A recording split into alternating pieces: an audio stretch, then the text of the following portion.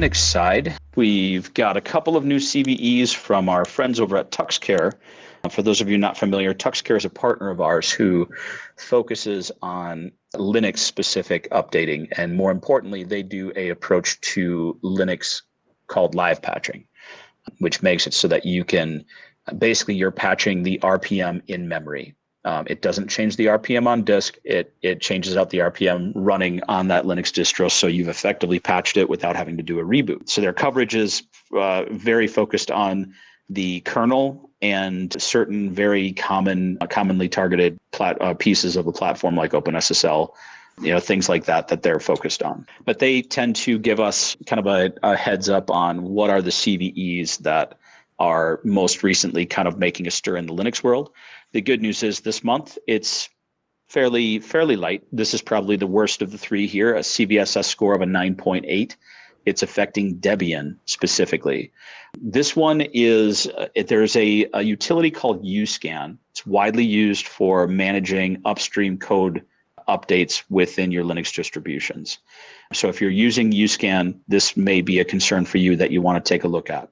What's basically happening here is this vulnerability could cause UCAN to skip open PGP verification if the upstream source is already downloaded from a previous run, even if the verification failed back then. So it's able to bypass certain checks there and potentially, create a risk within that environment.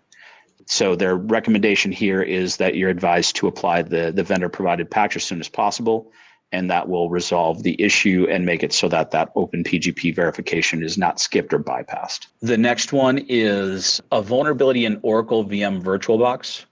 So those of you running on Oracle VirtualBox, Oracle released a patch to address this vulnerability and recommends that their users all update as soon as possible. Exploitation in this case could result in a compromise of that VM VirtualBox.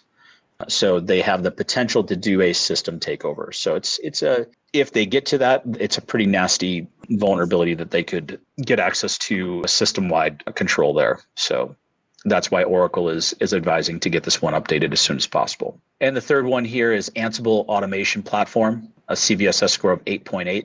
This one's a flaw in their event-driven Ansible component, EDA, on the Ansible Automation Platform.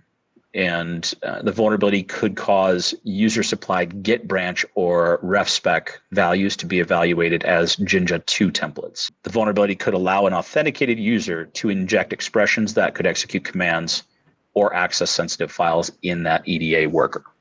So definitely something where giving them an ability to inject code execution and get access to files they should not have access to, pretty severe there. Updating your Ansible Automation Platform installations to the latest version will resolve this. So anybody running Ansible Automation Platform, you should check out the latest vendor security fixes there and get that one updated.